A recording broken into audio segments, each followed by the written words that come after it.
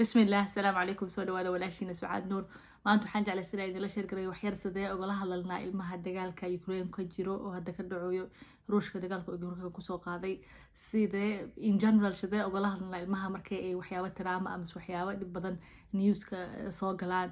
si ay u fahmaan ilmihii ay dareemooyinkooda u fahmaan oo saameynta ay ku lahayd ay ugu yaraato insha Allah taas arba inaan ka hadlo so usually waxa la dhahaa ilmaha intaada ka hadlin oo topic-daas ku furin ogaaw cuniga wixii uu ogyahay information ku haysto so su'aal ahaan weydii especially markay ay yar yihiin sideed iyo wixii ka yar number ma jeclina isticmaal because ilmaha waxa kuwa qaarna isagoo cuniga soo sideed jir ah ay dhib ku tahay waxyaabo inuu fahmo 7 jir ah because ma istixmali kara sensitive oo cuniga waxa waay oo dareenkiisa more naxariis badan oo waxyaabo wax kasta aad u dhibsanayo saameyn weyn ku sameeyay cunigna waxa waayo wuu u diyaarsan yahay asoo xataa 7 jir ama soo 8 jir ah waxyaabo oo istixmali kara maturity-nimadiisa ay ku xiran tahay marka aqligiisa ay ku xiran tahay da'da ku xirna laakiin da'da isticmaalna maadaama ay usually ay easy u tahay dadka waalidiinta inay fahmaan soo cuniga ilmaha 8 jir inta ka yar badan waxa la dhahaa muhiim ah in laga hadlo waxyaabaha dhaco adduunka oo dagaalmis waxyaabaha oo traumada ah hadayna ayna ka hadlin mise haday ay significantly ayga u witness gareyseen oo ayna u arkin maadaama dagaal meel ka dhacay waay waxa ayga u jeedaan ma ah laakiin waxa la rabaa in ogaatid first weydiisid macluumaad muxuu ka haystaa dagaalka cuniga maxaa loo sheegay already muxuu iskuul ka soo maqlay muxuu asxaabtiisa mise playground mise meelaha ilmaha kale ka soo maqlay marka aad weydiiso su'aashaas marka aad dhahdid ma maqashay waxyaabaha Ukraine ka jiro mise ma maqasheen waxyaabaha Russia waxa Russian sameynayso su'aashaas oo kale adoon dagaal soo qaadan adiga markaas dhahdid waxay ku fududeeyeen marka inaad ogaatid cuniga information-ka oo haysto marka ogaatid waxay ku fududeeyeen also inaad ogaatid waxyaabaha saxda oo fahansan yahay soo u fahmay waxyaabaha khaladka mise waxyaabaha aan fact ahayn oo si khalad u doon u fahmay inaad ka saxdid marka kama ogaalid ahaan waxa muhiim ah marka aad su'aashaas oo kale weydiinay inaad ku soo talagashid oo adiga ah homework soo sameeysid oo adiga ah fahansan tahay waxyaabaha ka jira dagaalkan basic information aad ka haysatid information oo sax ah aad ka haysatid oo cuniga u sharxi kartid simple ereyada ma inta simple isticmaal kartid ereyo fudud ereyo aan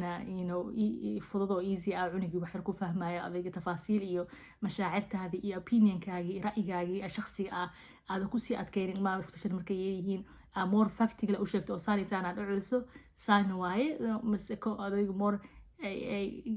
factical ku focus laakiin emotionka iyo dareemada oo aad dareemaysid ka yaraysid si ay waa muhiim ah inay dareemaan wax qalad dhacooyaan wax oo unfair dhacooyaan wax dhacayo inaad acceptable ahayn wax qalad inay tahay laakiin too much waxaan ka wadaa oo extremely emotionka ay walwal emotion gali karaha ku sii abuurin so ilmaha marka kuwaas waa kuwa yaryar oo 8 jirka inta ka yar waa kuwa kale waa weyn marka waxa fiican haday awoodaan in more discussion la sameeysid oo more hadda cunug diyaar u yahay 12 jir inta ka badan more news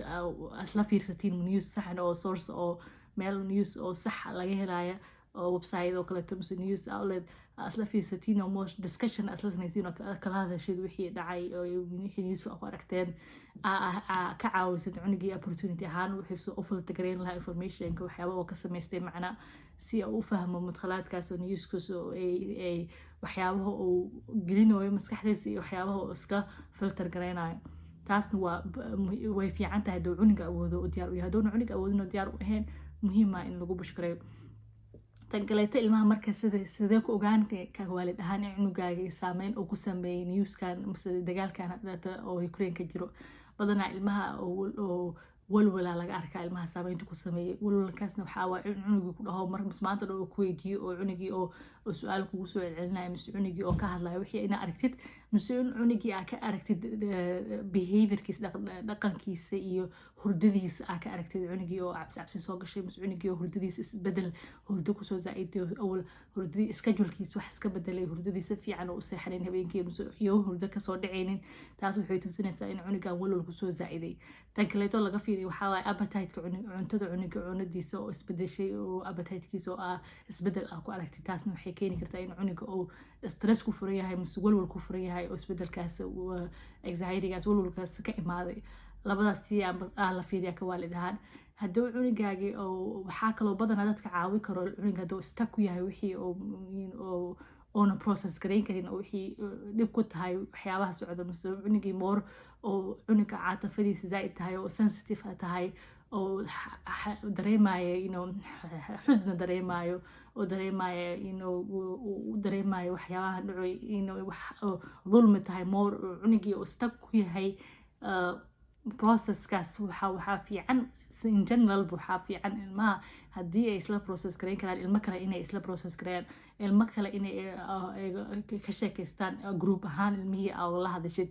because waalidkii cunug kaligiisa markay isla hadlayaan face to face badanaa ilmaha iyo waalidka connectionka iskuma samayn karaan oo processinga waxaa badanaa ilmaha u fudud markay cunug kale ay ka maqlayaan cunug kale wixii ka hadlayo cunug kale wixii macnihiisa u samaysanayo dareemihiisa ka hadlayo oo cunugaana wixii xataa dee waxweyn ku ahaayeen markii hore mise waxweyn oo u dareemayay waxaa markuu arko cunugan kale saan uga hadlayo waxay relief ay u sameynaysaa easy waa inuu cunugii oo moor fahmo oo process garay emotionkiisa waxaa niilaa marka dee ilmaha group yihiin mise walaalahooda ahaan ilmihii guriga isla joogo ugala hadli kartid iyagoo group ahaan kuwa isla yaryar ugala hadli kartid xataa kuwa weyn ku dhex jiraan waxaa asaasaa fiican badanaana marka gaariga la saaran yahay oo kaleeto mise meelahaas ereyadaasna waa perfect time because ilmaa markay gaari saaran yihiin focuskooda face to face laskama fadhiyo they're more open way furmi karaan more waxay process garayn karaan then marka lasoo fadhiisto meel oo face to face loo fadhiyo sida guriga oo kaleeto so waqtiga gaariga la saarayay oo kaleeto ka faa'iidaysto waxyaabahaas hadaa rabta inaad ka hadashid oo halbagraysa ilmaha markay wax process garaynayaan si group ahaan so intaasaa raba inaad ila jecso waxaa kaloo muhiima marka waalid ahaan anaga waxaan dhahayna le ma ahan wixii anaga naftarkeena aan dareemayna newska aan fiirsanoona saameynay nagu sameynayaan hadda xataa behaviorkii maanta dhan hadduu guriga news ka saaryahay maanta dhan haddii dagaalka kan Ukraine ma aha waxyaabaha oo anagana dhibaayo oo dagaal ah oo wadada Soomaaliya ka dhaco mise wadada muslimka ka dhaco haddii maanta dhan guriga kuu shidan yahay adigii wixii maanta dhan adigii laftarkaa aad ka walwalsan tahay ay fiirinaysid waxyaabihii cunugiin waa maqlaa way ka warqabaan ilmaha cunuga newska guriga saaran way saameyn xataa haddaas leedahay ma fahansano ma fahmayaan waxay ka fahmayaan adiga iyo radda ficligaaga adiga ilaa adiga wixii fiirsanaysid waxay emotionkaagi affect garaynayaan adigii tasarrufaadkaagi iyo dareemooyinkaagi kusoo bixina ilmihii ay kaa experience garaynayaan mise ay kaa helayaan so ka waalid ahaan anaga naftarkeen waxaa fiican haddaan hada waxaan kama walwalayo maka walwalsani oo maanta dhan wixii aad jakaraynay aa fiirinay ay ku jeedaan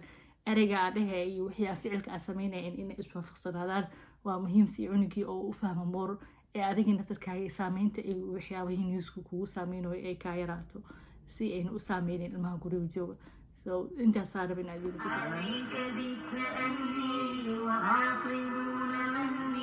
وسر نحو الثريا بسير مطمئن لا لن تنال فوزا وعزا بالتمني فلا تكن كسولا ولا تقل لو أني بالطهر سوف تحيا علامة في الحسن وإن أردت أنسا فخذ بحسن ظن